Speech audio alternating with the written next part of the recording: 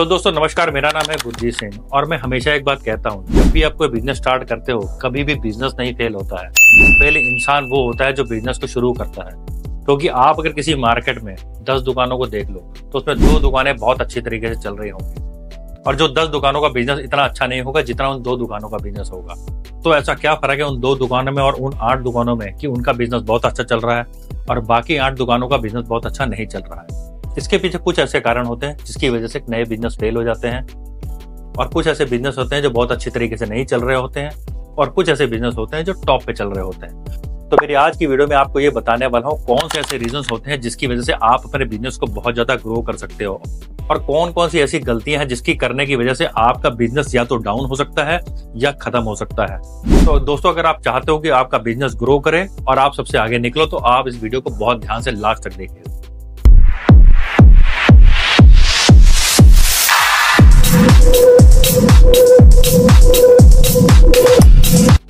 तो दोस्तों, जब भी हम अपना बिजनेस शुरू करते हैं ना, सबसे इंपॉर्टेंट होता है आपको मार्केट के बारे में पता होना चाहिए।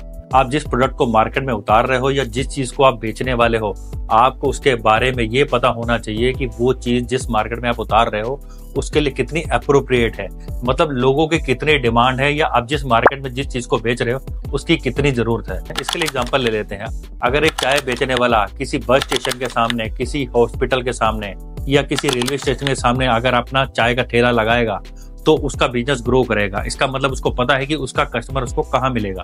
जब भी आप अपने बिजनेस को शुरू करते हो सबसे पहले आपको ये पता होना चाहिए कि आपका जो कस्टमर है वो कहाँ पे मिलेगा और आप उसको कैसे अप्रोच करोगे। इसीलिए मार्केट रिसर्च आपके बिजनेस के लिए बहुत इंपॉर्टेंट है। तो अगर जब तक आपको ये नहीं पता होगा कि जो माल आप बेच रहे हो और उसको खरीदने वाला कौन है और उसकी डिमांड कितनी है मार्केट में, इसको जाने बिना अगर आप मार्केट में बिजनेस करने उतरते हो तो आपके बिजनेस के फेल होने के चांसेस हैं।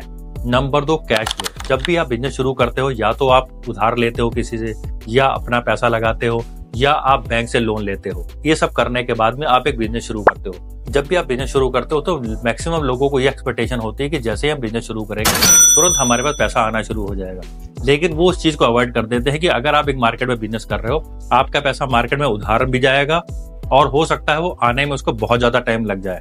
और कई बार ऐसा होता है कि आप जितना पैसा बिजनेस के अंदर लगाते हो सारा पैसा मार्केट के अंदर फंस जाता है और आपके पास कैश फ्लो नहीं रहता है। जब आपके पास कैश फ्लो नहीं होता तब क्राइसिस शुरू होता है और क्राइसिस शुरू होने के बाद में आपका बिजनेस बंद हो जाता है। क्योंकि बिजनेस कभी ऐसा नहीं होता कि आज आपने शुरू किया है तो कल से आप बेनिफिट में आना शुरू हो जाओगे। एटलीस्ट कोई बिजनेस 6 महीने ले लेता है, कोई साल ले लेता है या कोई 2 साल ले लेता है। अगर आप इस माइंडसेट से बिजनेस को शुरू कर रहे हो कि जैसे मैंने बिजनेस शुरू करूंगा और वैसे मैं प्रॉफिट में आ जाऊंगा, तो ये गलती भी आपके बिजनेस को डुबो सकती है। इसके बाद जो पॉइंट आता है वो कंपटीटर एनालिसिस। आपका जो भी कंपटीटर है, चाहे आप एक मार्केट में बैठे हो या आप एक ओपन बिजनेस कर रहे हो, आपको हमेशा अपने कंपटीटर के बारे में पता होना चाहिए।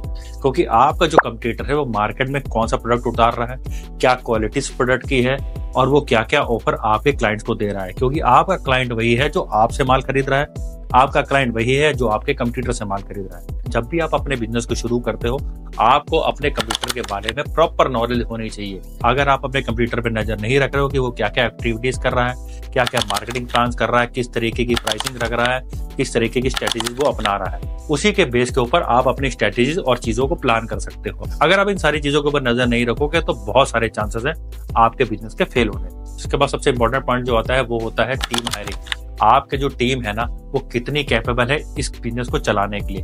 उससे पहले उस टीम के पास कितना अच्छा एक्सपीरियंस था या वो आपके काम को कितना दिल लगा के करती है या आप अपनी टीम को कितनी अच्छी तरीके से हैंडल कर पाते हो।